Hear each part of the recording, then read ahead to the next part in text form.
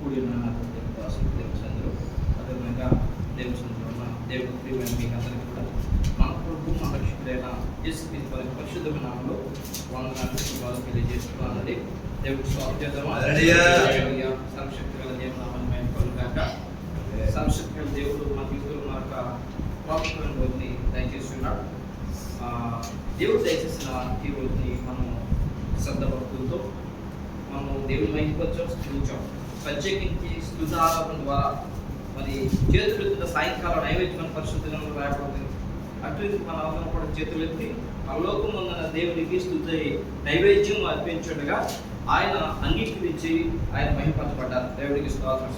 అంతకంటే ప్రాముఖ్యమైన సమయం ఎందుకంటే పరలోకమున్న దేవుడు భూమి మీద మనుషులకు ఇచ్చిన గొప్ప ఆధిక్యత, గొప్ప బహుమానము ఈ పరిశుద్ధ గ్రంథం. ఈ పరిశుద్ధ గ్రంథంలోని దేవుని మాటలు మనం చదివి ధ్యానించి మరి దేవుని మాట ప్రకారం జీవించినప్పుడు మనం గొప్ప ఘనతను మనం పొందుకోగలుగుతాం. అలాంటి కృపా దేవుడు మనకు దేవుని మరొకసారి మహిమపరుస్తూ ఆ యొక్క ఘనతను పొందుకోవడానికి వచ్చి మీకు అందరికీ కూడా వందనాలు తెలియజేస్తున్నాను, శుభాలు తెలియజేస్తున్నాను. దేవుని నామానికి మహిమ కలుగుగాక. ప్రభువులకు ప్రియమైన దేవుని సంగమా, గడిచిన ఆదివారము కాబట్టి గడిచిన ఆదివారం మనం ధ్యానించిన వాక్యం అక్కడ జ్ఞాపకం కానీ గడిచిన ఆదివారం చెప్తారా? కూర్చొని చెప్తారు. కూర్చొని చెప్పినా కూడా ఆనందం చెప్తారు.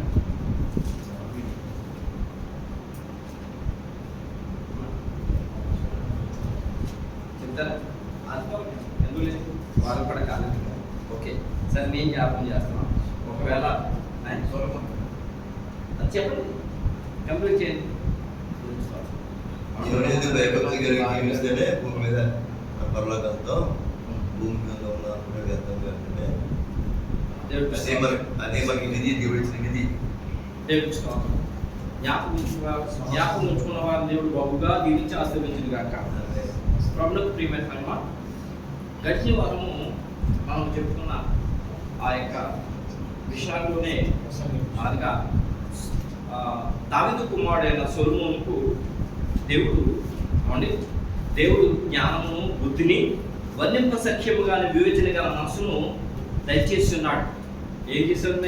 దేవుడు ఏమి ఇచ్చాడు? జ్ఞానము, బుద్ధిని, వర్ణింప సఖ్యముగాని వివేచన గల మనసును సొలొమోనుకు దయచేశాడు. అవునండి. కనుక సొలొమోనుకు కలిగిన జ్ఞానము తూర్పు దేశస్తుల జ్ఞానం కంటేను, ఐగుప్తుల జ్ఞానం కంటేను అధికమై ఉన్నదట. అందుకని ఆయన జ్ఞానాన్ని తెలుసుకోవడానికి భూ దిగంతుల నుండి కూడా అధికారులు, రాజుల అధికారులు వస్తూ ఉండేవారు. అవునండి. ఆయన దగ్గరికి వస్తే మరి ఎవరి దగ్గరికన్నా వెళ్ళినప్పుడు ఉట్టి చేతులు వెళ్తారా? ఉట్టి చేతులు వెళ్ళరు కదండి. వెళ్తా గొప్ప గొప్ప బహుమానాలు పెట్టుకెళ్తున్నారట. ఏమండి గొప్ప గొప్ప బహుమానాలు, టన్నుల కొద్ది బంగారం పెట్టుకెళ్తున్నారట. శాపదేశపు మహారాణి ఉంది. ఆమె కొన్ని మనుగుల బంగారము విలువైన గంధవర్గాలు పెట్టుకెళ్ళిందట. లోకంలో ఎవరు కూడా అంత ఇవ్వలేదట. ఏంటంటే ఆయన జ్ఞానం, దేవుడు సొలొమోను గారికి ఇచ్చిన జ్ఞానాన్ని చూసి ఎంత గొప్ప జ్ఞానం దేవుడికి అర్పించాడు. నీవు మా జ్ఞానం గల మాటలు వినడానికి మీ సేవకులు చాలా ధన్యులను కూడా ఆమె ఆయన తోడింది. దేవుని నామమున మహిమ కలుగుగాక. అంత జ్ఞానం కలిగిన సొలొమోను గారు తనకున్న దేవుడు తనకిచ్చిన జ్ఞానం చొప్పున ఆయన లోకాన్ని పరిశీలన చేసి, పరీక్షించి, శోధించిన తర్వాత ఆయన ఏమన్నాడంటే ప్రసంగి గ్రంథంలో ఆయన ఏమన్నాడంటే చూడండి, ప్రసంగి గ్రంథం 1వ అధ్యాయం 1వ వచనం. దావీదు కుమారుడును యెరూషలేములో రాజునై ఉండిన ప్రసంగి పలికిన మాటలు వ్యర్థమని ప్రసంగి చెప్పుచున్నాడు. వ్యర్థము సమస్తము వ్యర్థమే. సూర్యుని కింద నరులు పడుచుండు పాటు అంతటి వలన వారికి కలుగుచున్న లాభమేమి అంటే 14 వచనం. సూర్యుని కింద జరుగుచున్న క్రియలన్నిటిని నేను చూచితిని, అవి అన్ని వ్యర్థములే. సరిపోతుంది. అవి ఒకటి గాలికి ప్రయాసపడినట్టున్నవి. దేవుడిచ్చిన అమోఘమైన జ్ఞానము, బుద్ధిని, వర్ణింప సఖ్యముగా వివేచన కలిగిన సొలొమోను గారు భూమి అంతటిని కూడా పరిశీలన చేసి భూమి మీద మనుషులు పడుతున్న శ్రమనంతటిని, వారి కోటనంతని పరిశీలన చేసి ఆయన ఏమన్నాడంటే మనుషులు పడుతున్న ప్రతి పని కూడా వ్యర్థమని చెప్పి ఇంకా వ్యర్థమే కానివి చెప్తున్నాడు ఆయన. అనగా భూమి మీద ఉన్న మనుషుల్లో ఎవరైతే భూమి ఆకాశం కలుగజేసి మనుషులు పోషిస్తున్న దేవుని భయభక్తులు కలిగి ఉండరో వారికి వ్యర్థము. దేవుడికి స్తోత్రం కలుగుగాక. అయితే భూమి ఆకాశం కలుగజేసిన దేవుని ఎవరైతే భయభక్తులు కలిగి ఉంటారో అది వ్యర్థము కాదు. చివరికి ఆయన డిసైడ్ చేసి ఆఖరికి 12 అధ్యాయంలో చెప్తున్నాడు. చూడండి, 12 అధ్యాయము 11 వచనంలో ఫలితార్థం ఇదే, దేవుని యందు భయభక్తులు కలిగి ఉంటే ఆయన కట్టలను అనుసరించి నడుచుచుండవలెను. మానవ కోటికి ఇదియే విధి. చివరికి తెచ్చేశాడు ఆయన. అంటే భూమి మీద మనుషుడు దేవుడు లేకుండా పడుతున్న ఏదైతే కష్టం ఉందో అది వ్యర్థం. భూమిని శాంతిలోకి కష్టపడినా కూడా ఆ కష్టం వ్యర్థం. భూమి మీద ఏ వ్యక్తి అయితే దేవుని భయభక్తులు కలిగి ఉండకుండా ఒక గృహం నిర్మించాలన్నా, తన కుటుంబం కట్టుకోవాలన్నా అది వ్యర్థం. భూమి మీద ఉన్న వారిలో రాజులైనను, అధికారులైన, దేశాలను పరిపాలించే వారైనను ఏమండి దేవుని యందు చేయకపోతే అది వ్యర్థం. అయితే ఎవరైతే దేవుని యందు భయభక్తులు కలిగి ఉంటారో వారి కష్టార్జితము వ్యర్థము కాదు. దేవుడికి స్తోత్రం కలిగాక. ఎవరైతే దేవుళ్ళు తన ఇల్లు కట్టుకోవాలనుకుంటారో, ఎవరైతే తన దేవుళ్ళు తన కుటుంబాలు పట్టుకోవాలనుకుంటారో అది వ్యర్థము కాదు. దేవుని నామమున మహిమ కలుగుగాక. ఏ రాజు దేవుని మీద ఆనుకొని పరిపాలన చేయాలనుకుంటారో, ఏ దేశం మీద దేవుని నామం మీద ఆనుకుని ఉంటారో అది వ్యర్థము కాదు. దేవుని నామమున మహిమ కలుగుగాక. అది ఆశీర్వదింపబడింది. ఈ విషయాన్ని ఆదివారం మీద కూడా మాట్లాడుతున్నాం, ధ్యానించుకున్నాం. అవునండి. ఇదే సొలొమోను గారు మరొక మరొక 2 విషయాలు కూడా తెలియజేశారు. దాంట్లో మరొక విషయాన్ని ఈరోజు ధ్యానించుకున్న తర్వాత మూడవది దేవుడు యొక్క సమేతం ఒకసారి ధ్యానించుకున్నాం. రెండవ ప్రాముఖ్యమైన విషయాన్ని ఆయన ఏమండి జ్ఞానాన్ని గురించి తెలియజేస్తున్నాడు. ఆయన ఎవరు? సొలొమోను గారు జ్ఞానాన్ని గురించి తెలియజేస్తూ చూడండి, ప్రసంగి గ్రంథం 7వ అధ్యాయము 11-12 వచనాలను తెలియజేస్తున్నాడు. ఆయన జ్ఞానము స్వాస్థ్యమంత ఉపయోగము, సూర్యుని కింద బ్రతుకు వారికి అది లాభకరము, జ్ఞానము ఆశ్రయాస్పదము, ద్రవ్యము ఆశ్రయాస్పదము. అయితే జ్ఞానము దాని పొందిన వారి ప్రాణమును రక్షించును. ఇదే జ్ఞానం వలన కలుగు లాభము. సరిపోతుంది. ఇదే జ్ఞానం వలన కలిగిన లాభము. జ్ఞానము స్వాస్థ్యమంతా ఉపయోగము, సూర్యుని కింద బ్రతుకు వారికి అది లాభకరము, జ్ఞానము ఆశ్రయాస్పదము, ద్రవ్యము ఆశ్రయాస్పదము. అయితే జ్ఞానము దాన్ని పొందిన వారి ప్రాణమును రక్షించును. ఇదే జ్ఞానం వలన కలుగు లాభము. సొలొమోను గారు 2 ప్రాముఖ్యమైన విషయం తెలియజేస్తున్నారు. జ్ఞానం అంటే ప్రియమైన సంగమా స్వాస్థ్యమంత ఉపయోగం అంట. స్వాస్థ్యం అంటే కష్టార్జితం, కష్టంతో సంపాదించుకున్నది. ఇశ్రాయేలు జనాంగం దేవుడు ఏమంటాడు తెలుసా? వారు నా స్వాస్థ్యం అంటాడన్నా అంటాడండి. ఇశ్రాయేలు జనాంగం ఏమంటాడైనా వారు నా స్వాస్థ్యం అంటే నా సొంతము. ఎవరైతే కష్టార్జితంతో చెమటూర్చి ఏమంటే భూములు కొనుక్కుంటారో ఆ భూమి ఎవరి స్వాస్థ్యం? ఎవరిది? కొనుక్కున్న వారిదే. దేవుడికి స్తోత్రం కలుగుగాక. ఆ కొనుక్కున్న వాడి దగ్గర నుంచి ఎవరైనా దాన్ని తీసివేయలేరు, దొంగిలించలేరు, తీసుకోలేరు. ఎందుకంటే వారి స్వాస్థ్యం. ఒకవేళ తాతల దగ్గర నుంచి కూడా వాళ్ళకి భూములు ఏమంటే ఉన్నట్లయితే అవి వారి స్వాస్థ్యం. దేవుని నామమున మహిమ కలుగుగాక. అదే విధముగా ఏమంటే జ్ఞానము శాస్త్రమంతా ఉపయోగం అట. ఏమండి స్వాస్థ్యం అనగా ఏమండి కష్టార్జితం ఉందనుకోండి, ఏ సమయంలో ఉపయోగపడుతుంది. లేకపోతే ఇబ్బందే. ఇది ఏమంటారంటే జ్ఞానము స్వాస్థ్యమంతా ఉపయోగము. ఏమంటే సూర్యుని కింద బ్రతుకు వారికి అది లాభకరము. అంటే భూమిలో ఉన్న వాళ్ళకి లాభం కదా చెప్పాలి. లాభం. మీరు ఒక్క మాట లాభాన్ని అందించాలనుకోండి, నేను ముందుకు వెళ్ళిపోతుంటాను, విన్నట్టుగా ఉంటుంది అన్నమాట. మీరు ఎప్పుడైతే మన రూట్తో పలుకుతామో అది ఎక్కడికి వెళ్తా తెలుసు అండి? హృదయంలో మొదలుపడిపోతుంది. స్కూల్లో టీచరు బోర్డు మీద చెప్తున్నప్పుడు చెప్పమంటారా లేదైనా? చెప్పంటారా? చెబితే చదివిన దానికంటే అది హృదయంలో ఉండదట. మరి వాక్యం చెప్తున్నప్పుడు అప్పుడప్పుడు మనం నోడుతో పలికామనుకోండి, అది ముద్దపడిపోతే ఏమన్నా పలుగాక. ఏమండి జ్ఞానం అంట అండి, జ్ఞానము లాభం అంట. ప్రియమైన సంగమం, జ్ఞానము లాభం, దాన్ని పొందిన వారికి అది లాభము. జ్ఞానము అది లాభకరము, లాభం అంటారు. ఇక జ్ఞానము మరణాన్ని, ఇంకోటి 12 వరకు చూడండి. జ్ఞానము ఆశీర్వాదము, ద్రవ్యము ఆశీర్వాదము. జ్ఞానము అంటే ఆశీర్వాదం అంటే ఆశ్రయించదగినది, ఏమండి, కోరుకోదగినది, పొందదగినది. ఏమండి, ఆశీర్వాదం గురించి మీకు తెలుసు కదా. ఆశీర్వాదాన్ని ఎవరు ఎప్పుడు కట్టించారు గుర్తుందా మీకు? ఏమండి, ఆశ్రయపురాలు ఉంటుండే, ఆశ్రయపురాలు. ఇస్రాయేల్ కాలంలో ఆశ్రయపురాలు ఉంటుండే. సంఖ్యాకాండంలో సంఖ్యాకాండం 35-12 వచనాలు ఉన్నాయి, చదవద్దండి. మోషే గారు ద్వారా దేవుడు ఏర్పాటు చేశాడు. ఎవరన్నా కనుక ఇశ్రాయేల్ జనాంగాల్లో పొరపాటును అనుకోకుండా ఒకరికి నష్టం కలిగించిన, ఒకవేళ అనుకోకుండా ఏదైనా విసిరినప్పుడు అది కొట్టి పడిపోయినా, యాక్సిడెంట్గా జరిగే మనిషి మరణించిన, అనుకోకుండా జరిగింది కాబట్టి ఆ వ్యక్తి ఇమీడియట్గా ఆశ్చర్యపడంలోకి వెళ్ళిపోయి దొక్కోవాలట. ప్రతి ఊర్లోనూ ప్రతి పట్టణంలో ఒకటి దేవుడు కట్టించాడు. అనుకోకుండా కావాలని చేయలేదు అది. ఎందుకంటే అతను అలా చేసినప్పుడు, లేక ఇబ్బంది పడిన వ్యక్తులు ఏం చేస్తారంటే, కష్టపెట్టిన అనుకోకుండా వ్యక్తుల మీద ఏ రోడ్డు విసిరాడు అనుకోండి, ఏదో పని మీద అలాగే వెళ్తాను, అతను తగిలి పడిపోయి చనిపోయాడు అనుకోండి.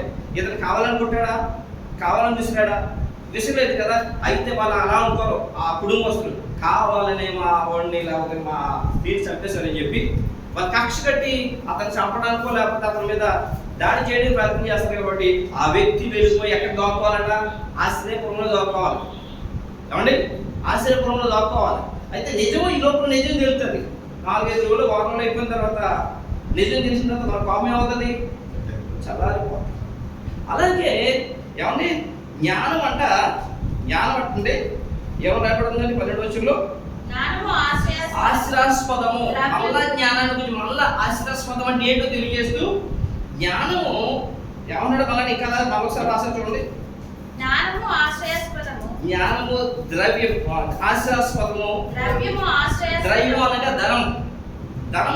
ధనము ఏ విధంగా అయితే అవసరానికి ఉపయోగపడుతుందో జ్ఞానము కూడా అదే విధంగా ఉపయోగపడుతుంది.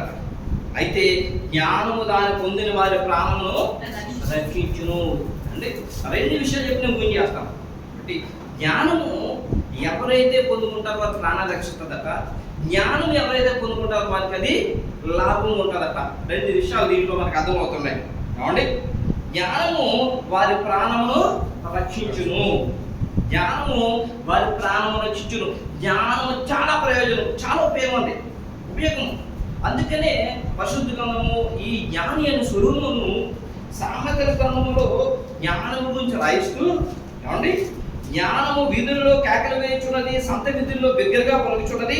ఎట్లాగా జ్ఞానము లేని వారి సామెతలు 1వ అధ్యాయము, ఏమండి, 20 వచనంలో రాయబడింది. ఏమండి, కేకలు వేయుచున్నది, సంత వీధుల్లో బిగ్గరగా పలుకుచున్నది.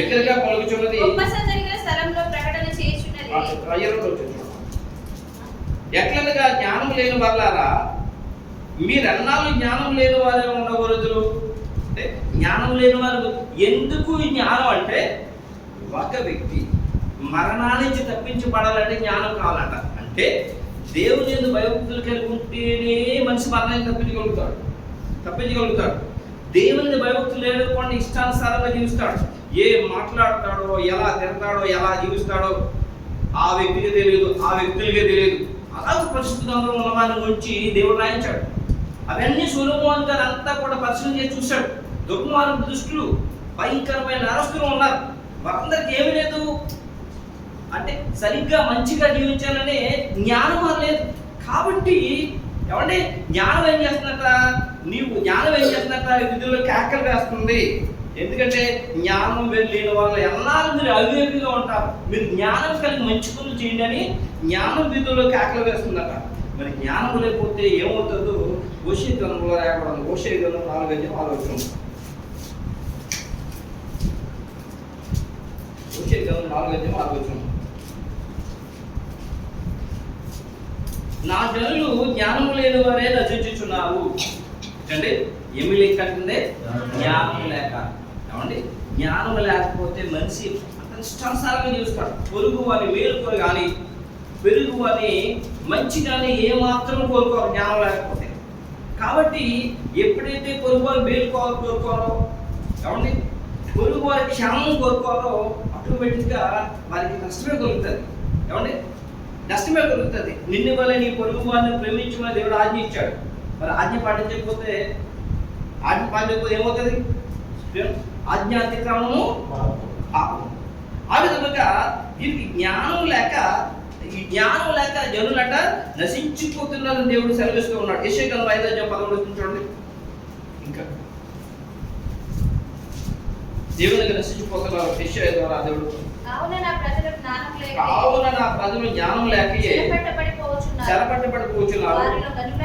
వారిలో గనులైన వారు నిరహారాలుగా ఉన్నారు. సామాన్యులు దప్పి చేత జ్వర పీడితులగుదురు. అందుచేతనే పాతాళము గొప్ప ఆశ పెట్టుకొని అపరిమితంగా తన నోరు తెరుచుచున్నది. వారిలో గనులను సామాన్యులు దోష చేయవారును హసించువారును పడిపోవచ్చున్నారు. గొప్పవారు గనులు. ఏమండి, ఎవరు వీళ్ళంటే జ్ఞానం లేకుండా అవివేకిగా ప్రవర్తించేవారు, వారి ఇష్టానుసారంగా జీవించేవారు. ఎక్కడికి పాతాళంలోకి వెళ్ళిపోతున్నారు. ఏం చేస్తారంటే నశించిపోతున్నారు. అయితే జ్ఞానం ఏం చేస్తుందట? మరణం నుండి కాపాడుతుందట. దేవుడికి స్తోత్రం చెప్తాం. జ్ఞానము మరణం నుంచి ఏం చేస్తుందంటే కాపాడుతుందట. లేకుండా లేదండి. చూడండి 7వ అధ్యాయం, ఈ ప్రసంగం 7వ అధ్యాయం 12 మొదలు చదవండి.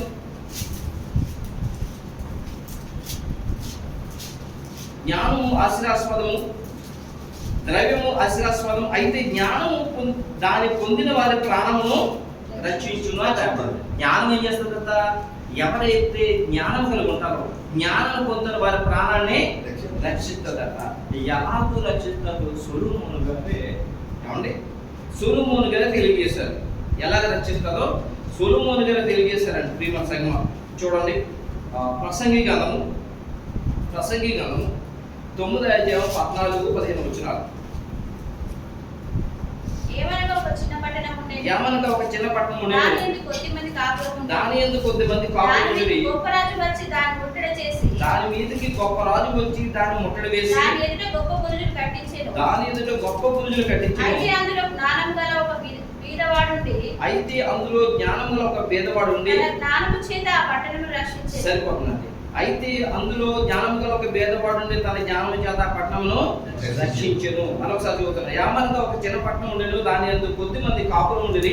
దాని మీద గొప్ప రాజు వచ్చి దాన్ని ముట్టడి వేసి దాని ఎదుట గొప్ప బురుజులు కట్టించెను. అయితే అందులో జ్ఞానం గల ఒక భేదవాడు ఉండి తన జ్ఞానము చేత ఆ పట్టణమును రక్షించారు. సాక్షాత్తు సొలొమోను గారు ఏమండి తెలియజేస్తూ ఉన్నారు. జ్ఞానము చేత ప్రాణం ఎలాగ రక్షింపబడుతుందో, జ్ఞానము చేత దేశాలు ఎలాగ రక్షింపబడతాయో, జ్ఞానం చేత పట్టణాలు ఏ విధంగా రక్షింపబడతాయో, జ్ఞానం చేత కుటుంబాలు, జ్ఞానం చేత తన మనిషి తన యొక్క జీవితాన్ని ఏ విధంగా రక్షించుకుంటాడో సొలొమోను గారు తెలియజేస్తున్నారు. ఇప్పుడు చూసినట్లయితే సొలొమోను యొక్క జరిగిన సంఘటన సమూయేలు కాలంలో ఒక సంఘటన జరిగింది. సమూయేలు కాలంలో ఒక సంఘటన జరిగిందండి. సమూయేలు కాలంలో ఏమండి, సమూయేలు కాలంలో ఒక సంఘటన జరిగింది. ఆ కాలంలో దావీదు యూద ఇశ్రాయేలుకి రాజుగా పరిపాలన చేస్తూ ఉన్నాడు. ఏమండి, యూద ఇశ్రాయేలుకి రాజుగా పరిపాలన చేస్తూ ఉన్నాడు దావీదు గారు. ఆ దావీదు గారి దగ్గర సైన్యాధిపతిగా యోవాబు పనిచేస్తున్నాడు. యోవాబు సైన్యాధిపతి ఎవరండి? యోవాబు. ఏమండి, రాజు ఎవరు? దావీదు. యూద ఇశ్రాయేలు జనాంగానికి రాజుగా దావీదు ఉన్నాడు. అలాగూ దావీదు రాజుగా యూద ఇశ్రాయేలు పరిపాలిస్తున్న కాలంలో ఏమండి శబా అనే ఒకడు ఇశ్రాయేలు జనాంగం అంతటిని కూడా పుగిలిపి అతను ఏమంటాడంటే, ఇశ్రాయేలులారా, ఈ యెషయా కుమారుడైన దావీదుకి మనలో పాలు లేదు, ఇశ్రాయేలు పాలు లేదు, కాబట్టి మనమందరం వెళ్ళిపోదాం రండి అని చెప్పి వారందరూ కూడా పురుగొలిపి ఆ దావీదు దగ్గర నుంచి దూరపరుస్తాడు. ఈ విషయం తెలుసుకున్న దావీదు తన యొక్క సైన్యాధిపతి అయిన యోవాబు ఏమంటాడంటే, యోవాబు ఆ శబ అన్నవాడు చాలా కుయుక్తి గలవాడు, శబ అన్నవాడు చాలా ప్రమాదకరమైన వ్యక్తి, ఆ వ్యక్తిని నువ్వు చాలా జాగ్రత్తగా చూడని చెప్తాడు. అప్పుడు యోవాబు ఏం చేస్తాడంటే కొంతమంది సైన్యాన్ని తీసుకుని అతను కలుపుతాడు. అలాగూ తరుగుతూ ఉన్నప్పుడు ఆ యొక్క సభ అనే అతను ఏమండి ఆ సభ అనే అతను ఇంచుమించు 30 కిలోమీటర్ల దూరం అంటే 30 అంటే గలిలయ సముద్ర ఉత్తరాన ఉన్న ఏమండి ఈ ఆబేలు బేత్మయ అనే 30 కిలోమీటర్ల దూరం ఉన్న పట్టణానికి వెళ్ళిపోయి దాక్కున్నాడు. ఎవరు? శబన. దాక్కుంటే అతను తరమడానికి ఏమండి దావీదు సైన్యాధిపతి యోబుకు విస్తారమైన జనాన్ని తీసుకుని వెళ్ళి ఆ పట్టణాన్ని ముట్టడి వేస్తాడు. ఆ పట్టణాన్ని ముట్టడి వేసినప్పుడు ఏమండి పట్టణం చుట్టూ ముట్టడి వేస్తే ఏం జరుగుతుంది? పూర్వకాలంలో పట్టణాన్ని ముట్టడి వేసినప్పుడు ఏం జరిగేది? ఏమండి లోపల ఉన్న వాళ్ళు బయటకు రారు, బయటకు ఉన్న వాళ్ళు లోపలికి వెళ్ళరు. లోపల ఉన్న వాళ్ళకి ఆహారం కానీ నీటి కానీ ఏమీ దొరకదు. లోపల ఉన్న వారు బలహీనం అయిపోయిన తర్వాత బయట ఉన్న ముట్టడి వేసిన వారు వాడు లోపలికి వెళ్ళి ఈ జీవాలు ఏం చేస్తారు? సిద్కే కాలంలో అది జరిగింది. రాజు ముట్టడి వేశాడు. రాజు కాలంలో అది జరిగేది. ముట్టడి వేసినప్పుడు ఇప్పుడు వారందరూ కూడా ఎవరి చేతిలో ఉన్నారు? దావీదు చేతిలో ఉన్నారు. గొప్ప రాజైన దావీదు చేతిలో ఉన్నారు. వారందరూ కూడా మరణానికి సిద్ధంగా ఉన్నారు. అలాంటి సమయంలో ఒక స్త్రీ, తెలివి గల జ్ఞానం గల ఒక స్త్రీ ఏం చేసిందంటే ఆ యొక్క గోడలు ఉంటాయి కదండి, చుట్టూ ఆ ప్రాకారం ఉంటాయి కదా, ఆ ప్రాకారం మీద ఎక్కి ఆవిడ ఏమనిపిస్తుంది అంటే చూడ 16 వచనం 2వ సమయాలు గ్రంథం 20 అధ్యాయం 14 నుంచి 20 వచనం వరకు చదివినట్లయితే ఆమె ఏమంటుందో 16 వచనంలో చూడండి. అప్పుడు యుక్తి గల ఒక స్త్రీ ప్రాకార వ్యక్తి ఓహో ఆలకించుడి నేను అతనితో మాట్లాడినట్లు యోబాబుని ఇక్కడికి రమ్మని చెప్పుడని కేకలు వేయగా యోబాబు ఆమె దగ్గరికి వచ్చాడు. అంతటా ఆమె యోబాబు నీవేనా అని అతన్ని అడుగుగా అతడు నేనే అనేను. అందుకు ఆమె నీ దాసురాలకు నేను నీతో మాట్లాడుదునా అని అతను అడుగుగా అతడు మాట్లాడవచ్చు నేను. ఆ సైన్యాధిపతి అన్నాడు నువ్వు మాట్లాడన్నాడు. అప్పుడు ఆమె ఏమంటదంటే నేను ఇశ్రాయేలు నెమ్మనస్తులను యథార్థవంతులను చెరిగిన దానను ఇశ్రాయేలు పట్టణంలో ప్రధాన మనకు ఒక పట్టణంలో లయము చేయమని నువ్వు ఉద్దేశించుచున్నావు. యెహోవా శాస్త్రమును నువ్వెందుకు నిర్మూలము చేయదు అని చెప్పగా అంటే ఆమె అడుగుతుందట. అంటే యెహోవా శాస్త్రాన్ని ఎందుకు నువ్వు నిర్మూలన చేయాలనుకుంటున్నావు? ఈ పట్టణంలో ఉన్న వాళ్ళందరినీ కూడా ఎందుకు చంపాలని నువ్వు అనుకుంటున్నావు అంటే యోబు ఏమంటాడంటే లేదు, ఈ పట్టణంలో ఉన్న వాళ్ళని కాదని చెప్పడానికి వచ్చింది. బిక్రీ కుమారుడు సభ అనే ఎఫ్రాయిమీయుడు వన్యవాడు ఒకడు రాజైన దావీదుకి ద్రోహం చేశాడు. ఏమండి వానిని పట్టించినట్లయితే నేను వెళ్ళిపోతామని చెప్పన్నాడు. ఎవరండి? యోబు. అప్పుడు ఆ స్త్రీ ఆ రాజ్యంలో ఉన్న వాళ్ళందరితోనే మాట్లాడి ఆ సభ అనే వాడిని తల ఛేదించి పట్టుకొచ్చి పాటు బయటపడేస్తే అప్పుడు యోబాబు ఆ సైన్యం అంతా కూడా అక్కడి నుంచి వెళ్ళిపోయాడు. దేవుడికి స్తోత్రం. ఒక స్త్రీ, జ్ఞానం గల స్త్రీ ఏం చేసిందో తెలుసా అంటే ప్రియమైన సంగమా, ఒక పట్టణాన్ని కాపాడింది. ఈ విషయాన్ని దేవుడు పరిశుద్ధంగా రాయించాడు, పరిశుద్ధంగా రాయించాడు. దేవుడి స్వాస్థం అంటే ఈ ఇంతకు చూసినట్లయితే ఈ ఆబేలు బేత్మయాక అనే ఈ పట్టణానికి మంచి పేరు ఉంది. పూర్వకాలం ఉంది, మంచి పేరు ఉంది. ఆ పట్టణం దగ్గర అంతకుముందు అబీమెలెకు ఆ పట్టణాన్ని నాశనం చేయడానికి వచ్చినప్పుడు కూడా గ్రంథంలో రాయబడింది. పట్టణాన్ని నాశనం చేయడానికి వచ్చినప్పుడు కూడా ఏమంటే ఆ సమయంలో కూడా అక్కడ ఆ పట్టణము గురుజు పైకి ఎక్కిన ఒక స్త్రీ తిరగట్రాయి విసిరి అబీమెలెకు మీద పడేస్తే అతను వెళ్ళిపోతాడు, వాళ్ళందరూ కూడా వెళ్ళిపోతారు. ఆ విధంగా ఆ పట్టణానికి అప్పుడు కూడా దేవుడు అబీమెలెకు నుండి ఆ పట్టణాన్ని కాపాడతాడు. అబీమెలెకు తన సహోదరులు 70 మంది చనిపోవడం దేవుడికి ఇష్టం ఉండదు. అందుకని ఆ యొక్క పట్టణానికి మంచి పేరు ఉంది. అలాంటి యెహోవా స్వాస్థాన్ని నువ్వు నిర్మూలన చేయడానికి వచ్చావని చెప్పి ఆ జ్ఞానం గల స్త్రీ ఏం చేస్తుందంటే మరణం నుండి ఆ పట్టణాన్ని కాపాడింది. ప్రియమైన సంగమా, జ్ఞానం ఏం చేస్తుందండి? ప్రాణమును రక్షిస్తుంది. దేవుని జ్ఞానము గలవాడు ఏం చేస్తాడంటే తన ప్రాణాన్ని ఏం చేస్తాడో రక్షించుకుంటాడు అండి, తన ప్రాణాన్ని రక్షించుకుంటాడు. ఇక జ్ఞానం వల్ల నిజంగా లాభం, జ్ఞానం వల్ల ఏం కలుగుతుందంటే లాభం కలుగుతుంది. ప్రియమైన సంగమం ఏమండి, జ్ఞానం వల్ల లాభం కలుగుతుంది. చిన్నప్పటి నుంచి కూడా మన పిల్లల్ని మనం జ్ఞానంలో కనిపించినట్లయితే ప్రియమైన సంగమం గొప్ప లాభం కలుగుతుంది. వారు గొప్పవారిగా ఉండగలుగుతారు, అంటే గొప్ప జ్ఞానవంతులుగా ఉండగలుగుతారు. వారికి గొప్ప కీర్తి వస్తుంది. దేవుడు నామమున మహిమ కలుగుతుంది. గొప్ప కీర్తి వస్తుంది. దేవునికి ప్రేమ సంగమా, జ్ఞానం అంత గొప్పది, జ్ఞానము అంత గొప్పది. యోసేపును ఒకసారి జ్ఞాపకం చేసుకున్నాం. ఏమండి, యాకోబు కుమారుడైన యోసేపుని జ్ఞాపకం చేసుకుంటే, ఏమండి, యోసేపుని తన అన్నదమ్ములు ఐగుప్తులో ఉన్న పొదుపుని గమనిస్తారు. ఐగుప్తులో బానిస వెళ్ళిపోతాడు. అయితే దేవుడికి తనకిచ్చిన దైవిక జ్ఞానం మాత్రం ఎప్పుడు కూడా విడిచిపెట్టాడు.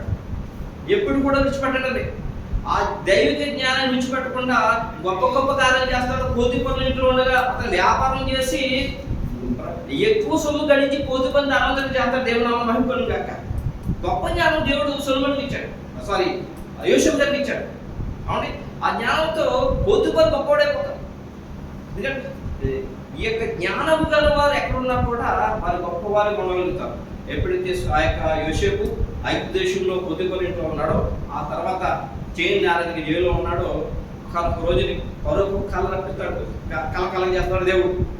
ఆ కళలో 7 సంవత్సరాలు కరువు, 7 సంవత్సరాల సమృద్ధి కలుగుతుందని చెప్పి ఆయన కళ చేస్తాడు. కళలో 7 పీలవెన్నులు, 7 పుష్టికరమైన ఎన్నులు, 7 పుష్టికరమైన ఆవులు, 7 పీల ఆవులు. పీల ఆవులు పుష్టికరమైన ఆ యొక్క ఆవులు తినేస్తాయి, పీల వెన్నులు పుష్టికరమైన వెన్నులు తినేస్తాయి. అయినా కూడా వాటి కడుపు నిండా.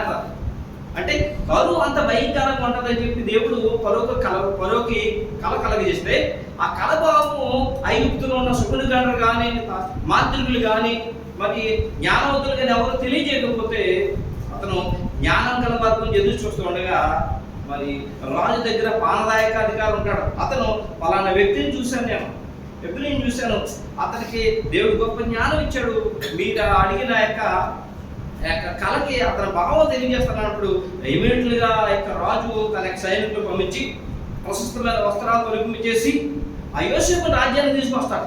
తీసుకొచ్చినప్పుడు ఆ యొక్క రాజు అడుగుతాడు, నువ్వు ఆ యొక్క కళభావం చెప్పగలవా అని అంటే, అతను ఏమంటాడో చూడండి.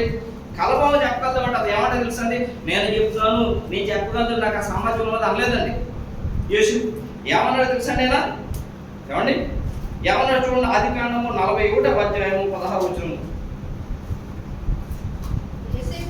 యోసేపు నా వల్ల కాదు, దేవుడే పరులకు.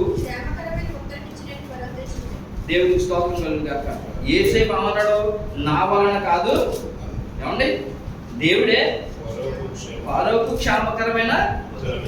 దేవుడి నామం వైపును కాక. ఏమండి, జ్ఞానవంతుడు ఎప్పుడు కూడా దేవుని ఏం చేస్తాడు, గణపరుస్తూ ఉంటాడు.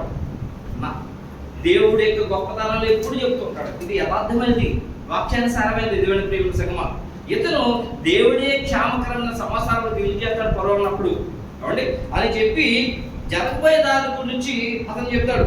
ఏమండి, ఆ కలభావం చెప్పినప్పుడు, కలభావం చెప్పని అంటాడు.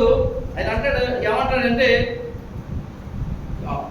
జ్ఞాన వివేచనగా ఒక మనిషిని నువ్వు చూసుకుని ఈ దేశం మీద నువ్వు నియమించినట్లయితే రాబోయే సమృద్ధి గల పంటను జాగ్రత్త పెట్టి, ఆ తర్వాత రాబోయే కరువు కాలంలో దాన్ని ఉపయోగిస్తారు. దాని ద్వారా వారు మరి కరువు నుంచి తప్పించుకోగలుగుతారు రాజా అని అడిగితే, ఆ రాజు ఏమంటాడంటే, నీ వలే జ్ఞానం గలవాడు ఎవరున్నారు? 40 వచనం చూడండి. నీ వలే వివేక జ్ఞానం గల వారు ఎవరు లేరు. నీవు నా ఇంటికి అధికారం ఇవ్వలేను, నా ప్రజలు నీకు విధేయులైనందును, సింహాసన విషయంలో మాత్రమే నేను నీకంటే పైవాడనవుదును అని యోసేపుతో చెప్పాను. నీకంటే ఏమంటే నీ వలె వివేక జ్ఞానములు గల వారు ఎవరునూ లేరు. చూడండి 38వ వచనం.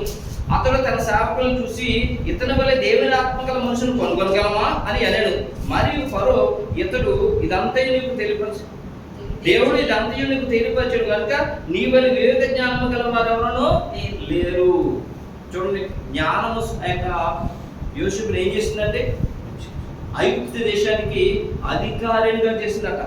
ఎంత అధికారం అంటే ఏమండి, సింహాసన విషయంలో మాత్రమే నీకంటే పైవాడు ఉంటాను నేను.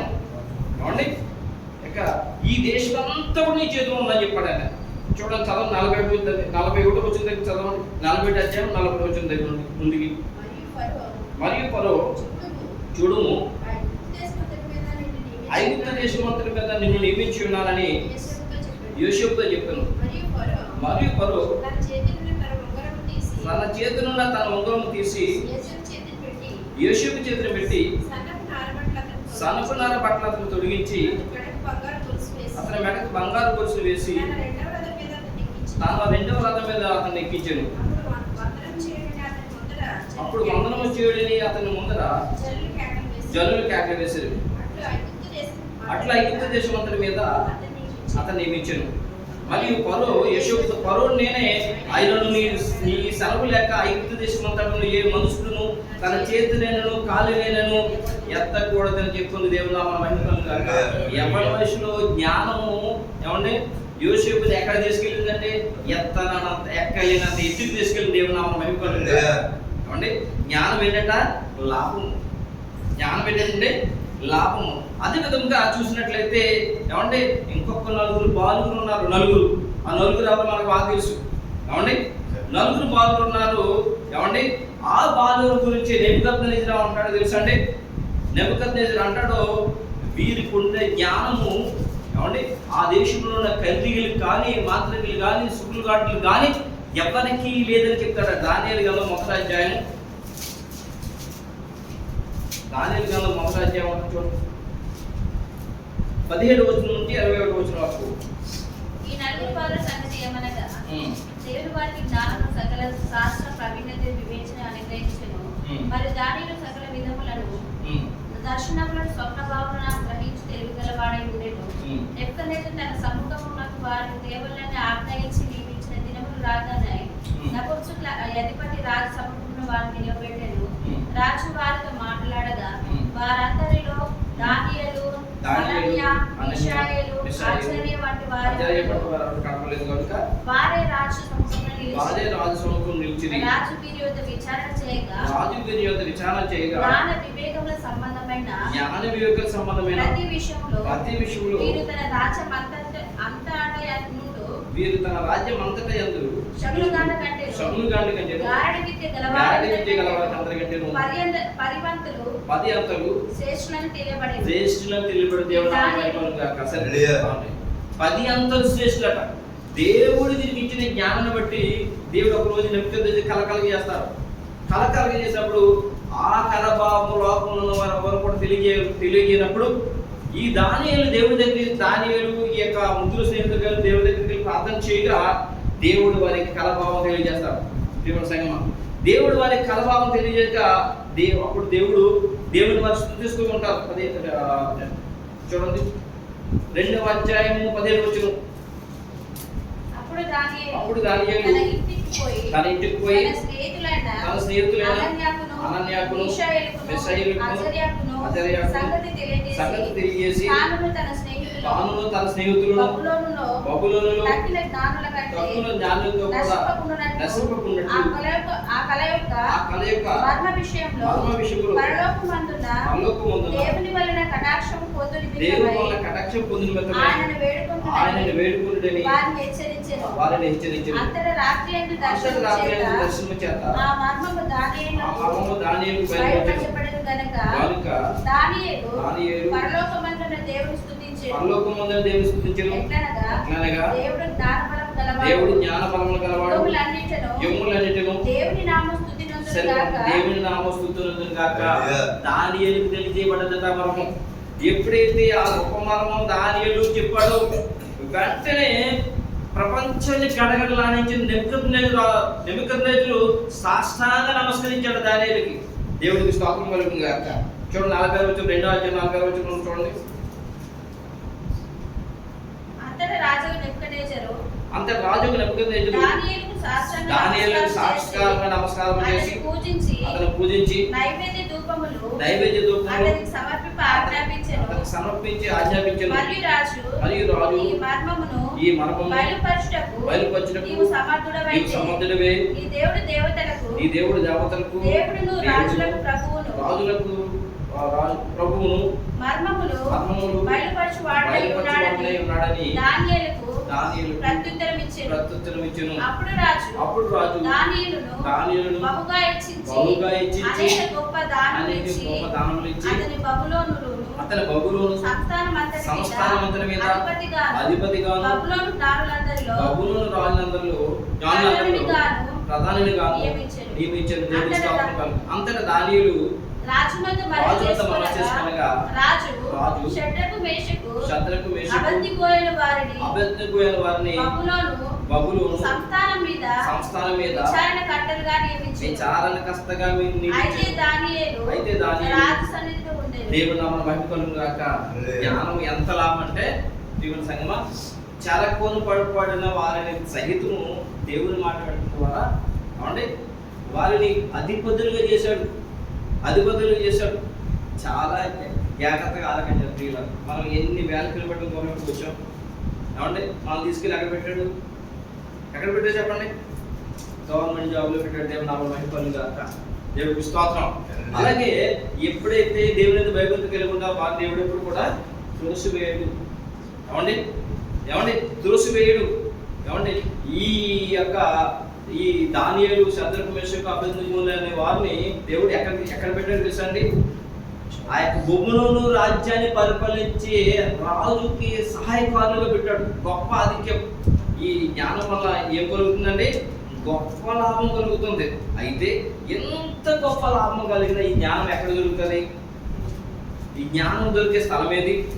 ఎక్కడ దొరుకుతుంది అని అంటే యోబు గ్రంథం చూద్దాం. యోబు గ్రంథము 28వ అధ్యాయం 12వ వచనం. ముగించేద్దాం. యోబు గ్రంథము 28వ అధ్యాయం 12వ వచనం. అయితే జ్ఞానం ఎక్కడ దొరుకును? వివేచన దొరుకు స్థలం ఏది? సరిపోతుంది. జ్ఞానం ఎక్కడ దొరుకుతుంది? వివేచన అంటే మంచి ఆలోచన. జ్ఞానం అంటే ఎలాంటి జ్ఞానం అంటే దుష్ట జ్ఞానం కాదు, పొరుగు వారికి కిరి చేసే జ్ఞానం కాదు, పొరుగు వారికి మేలు చేసే జ్ఞానం, పొరుగు వారికి సహాయం చేసే జ్ఞానం, ఆరోగ్యకరమైన జ్ఞానం, అభివృద్ధి పరిచే జ్ఞానం, ఆదుకునే జ్ఞానం, వివేచన, మంచి ఆలోచన, క్షేమకరమైన ఆలోచన. ఇది ఎక్కడ దొరుకుతుంది అని అంటే యోబు గ్రంథం ఏం జరుగుతుందో చూడండి. మరియు యెహోవా యందలి భయభక్తులే జ్ఞానమనియు దుష్టత్వమును విడుచుటే వివేకమనియు ఆయన నరులకు సెలవిచ్చుచున్నాడు. దేవుని నామమున మహిమ. యెహోవా యందలి భయభక్తులే జ్ఞానమనియు దుష్టత్వమును విడిచిపెట్టుటే వివేకమనియు ఆయన నరులకు సెలవిచ్చుచున్నాడు. ఇది తెలిసిన యోబు గారు దేవుని యందు భయభక్తులు కలిగి దుష్టమును విడిచిపెట్టాడు. అంటే చెడుని విడిచిపెట్టాడు. కాబట్టి ఆ యోబు తూర్పు దేశంలో గొప్పవాడుగా అతను చేపడ్డ. దేవుని నామమున మహిమ కలుగును గాక. అంటే అతను చెడు చూసి చెప్తున్నాడు, యెహోవా యందలి భయభక్తులే జ్ఞానమని దుష్టత్వమును విడిచిపెట్టి వివేకమని ఆయన నరులకు సెలవిస్తున్నాడు. ఎవరైతే ప్రభు సెలవిచ్చిన మాటను గైకొంటారో వారు గొప్ప జ్ఞానులుగా ఉండగలుగుతారు, వారి ప్రాణాన్ని కాపాడుకోగలుగుతారు, వారి గనులుగా ఎంచబడతారు. దేవుని నామమున మహిమ కలుగును గాక. సొలొమోను గారు కూడా చెప్తున్నాడు. చూడండి 9:10 సామెతల గ్రంథం 9:10. జ్ఞానము యెహోవా యందు భయభక్తులు కలిగి ఉండేటి జ్ఞానమునకు మూలం. పరిశుద్ధ దేవుని గురించిన తెలివియే వివేచనకు ఆధారం. దేవుని నామమున మహిమ కలుగును గాక. కీర్తన గ్రంథంలో కూడా రాయబడడం చూడండి. 111వ కీర్తన 10వ వచనం.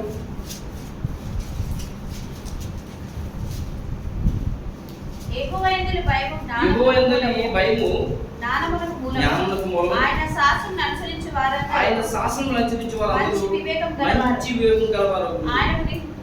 ఆయనకు నిత్యము స్తోత్రం కలుగును గాక. ఆమేన్. అంటే గొప్పవారు అవుతారట. దేవుని నామమున మహిమ కలుగును గాక. అంటే ఇదే ప్రసంగిలో ఆయన జ్ఞానము తెలియజేస్తూ ప్రసంగి గ్రంథం 2వ అధ్యాయం 20వ వచనం.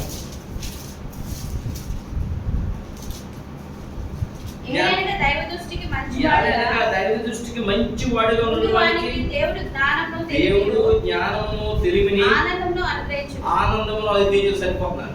ఏమంటే దైవ దృష్టికి ఇవన్నీ కూడా ఎక్కడి నుంచి వస్తాయంటే దేవుని యందు భయభక్తులు కలిగి ఉండటం ద్వారా జ్ఞానం వస్తుంది.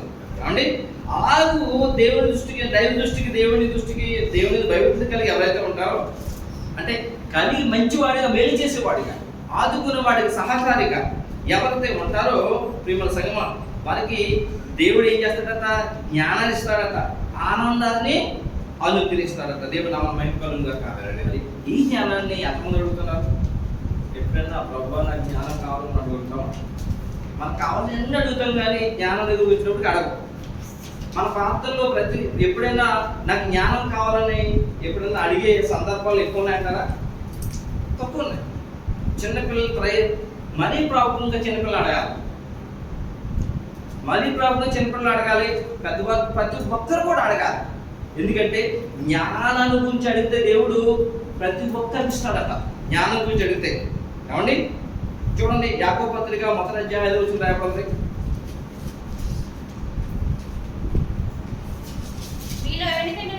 మీలో ఎవరికైనా జ్ఞానం కొద్దిగా ఉన్నాడు అతడు దేవుని అడగవలెను, అప్పుడు అది అతనికి అనుగ్రహింపబడును. ఆయన ఎవరిని గద్దింపక అందరికీ ధారాళముగా దేవుడికి స్తోత్రం కలుగుగా. ఎవరికైనా జ్ఞానం పొందుకుంటే తప్పనిసరిగా ఎవరిని అడగలట? దేవుని అడగల. ఆయన తోసివేసేవాడు కాదు. క్షేమకరమైన యొక్క జ్ఞానాన్ని ఆయన ఇస్తాడు. మరి సొలొమోను అడిగారా లేదండి? అడిగారు లేదా సొలొమోను గారు? అడిగారండి. సొలొమోను గారు దేవుని సన్నిధిలో ఉండి ఏమండి 1 రాజుల గ్రంథం 3వ అధ్యాయం ఏమండి 7-11 సొలొమోను గారు ఏమన్నా ప్రార్థన చేశారు తెలుసండి? ఏమండి సమయం తక్కువ ఉంది కాబట్టి ముగించేస్తున్నాను. సొలొమోను గారు దేవుని సన్నిధిలో ఉండి, ప్రభా నా తండ్రికి వాగ్దానం చేసి నా తండ్రి సింహాసనం మీద నన్ను కూర్చోబెట్టావు. అయితే ఎంత గొప్ప నీ యొక్క జనాంగాన్ని పరిపాలన చేయడానికి నేను చిన్న బాలుడును, నాకు తెలివి లేదు, నాకు జ్ఞానం లేదు ప్రభా, నాకు జ్ఞానం దయచేయమని అడిగితే అప్పుడు దేవుడు ఏమంటాడు తెలుసా అండి? గొప్ప నువ్వు ఏమంటే ఘనతనైనను శత్రువు యొక్క ప్రాణమునైన నువ్వు అడగలేదు కాబట్టి ఏమంటే గొప్ప జ్ఞానాన్ని నీకు ఇస్తానని చెప్తున్నాడు ఆయన. చూడండి, దీర్ఘాయునైనను ఐశ్వర్యమునైనను నీ శత్రుల ప్రాణమునైనను అడగక న్యాయములను గ్రహించుటకు వివేకం అనుగ్రహింపమని నీవు అడిగితివి. నీవు ఇలాగ అడిగినందున నీ మనవి ఆలకించుచున్నాను. బుద్ధి వివేకములు గల హృదయం నీకు ఇచ్చుచున్నాను. పూర్వీకులలో నీ వంటి వాడు ఒకడును లేడు, ఇక మీదట నీ వంటి వాడొకడును ఉండడు. దేవుని నామమున మహిమ కలుగునుగాక. నీ వంటి వాడు ఒకడును ఉండటట.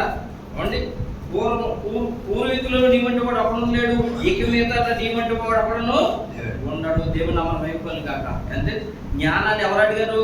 సొలొమోను అడిగారు. అడిగారు లేదండి? అడిగారు కాబట్టి దేవుడు ఇచ్చాడు. అంత్యకాలంలో జ్ఞానంలో వారు ఎలాంటి స్థితిలో ఉంటారో పౌలుగా తెలియజేశారు.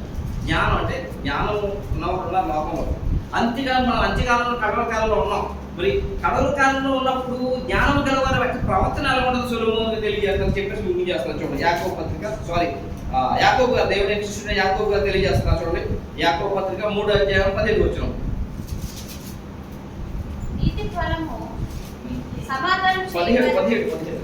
అయితే 12 వచ్చి జ్ఞానము అంటే 12 వచ్చి జ్ఞానము మొట్టమొదట పవిత్రమైనది, తర్వాత సమాధానకరమైనది, మృదుమైనది, సులభముగా లోబడినది, కనికరముతోను మంచి ఫలముతోను నిండుకున్నది. దేవుడి స్తోత్రం కలుగుగాక. అయితే 12 వచ్చిన అనగా దైవ జ్ఞానం ఎవరిలో ఉంటుందో వారు ఎలా ఉంటారట? వారి గుణగణాలు ఎలా ఉంటాయట? ప్రియమైన సంగమా ఎలా ఉంటాయట? ఏమండి మొట్టమొదటి పవిత్రమైనదట. ఎప్పుడు తన పరిశుద్ధతను కాపాడుకుంటూ ఉంటారట. ఏమండి పవిత్రమైన ఆలోచన కలిగి ఉంటారట, పవిత్రమైన మనసు కలిగి ఉంటారట. రెండవది సమాధానకరమైనది. ఎవరిని దూషించరు, ఎవరిని ఇబ్బంది పెట్టరు. ఏమండి అవసరమైతే పొరుగు వాళ్ళ కొరకు కూడబడతారు. ఇది ఏమండి 12 వచ్చి జ్ఞానం పొందుకున్న వారు ఉంటారు. సమాధానం ప్రతి ఒక్కరితో సమాధానం ఉంటారు. ఏమంటే మేలు చేయడం ప్రయత్నం చేస్తారు. మూడవది మృదువైనది, సున్నితమైనది, శుద్ధి మెత్తది. అంటే శుద్ధి మెత్తది, సెన్సిటివ్ అంటారు కదా, అంత మెత్తని హృదయం కలిగి ఉంటుందట ప్రియమైన సంగమం. ఇంకా ఏంటి? సులభంగా లోబడినది, చెప్పిన వెంటనే విని అంగీకరించేది, దేవుడికి లోబడి ఉండేది, స్నేహితులతో ఐక్యత కలిగి ఉండేది. ఇక కనికరముతోను మంచి ఫలముతోను నిండుకొని ఉన్నది. కనికరముతోను దయ చూపేది, ఆదుకునేది, హక్కుని చేర్చుకునేది, ఆదరించేది. ఇవన్నీ కూడా దేవుడికి జ్ఞానం. మంచి కాలంలో ఎవరికి అది జ్ఞానం ఉంటుందో వాళ్ళ యొక్క ప్రవర్తన, ఈ మంచి స్వభావాలు ఉంటాయని చెప్తున్నారు. ఉంటాయని చెప్పి యాకోబు గారు తెలియజేస్తున్నారు. మరి జ్ఞానం అంటే ఏమండి లాభం. జ్ఞానము మన నుంచి కాపాడుతుంది. దేవుడికి స్తోత్రం కలుగు. ఒకసారి పైకి వెళ్తాం, కూడా లేచి నిలబడతాం. ఒక్కసారి మనం లోపల జ్ఞానం కావాలని అడుగుదాం. అందరూ పైకి లేచుకుంటాం. దేవా జ్ఞానము నిన్ను తెలివి వివేకము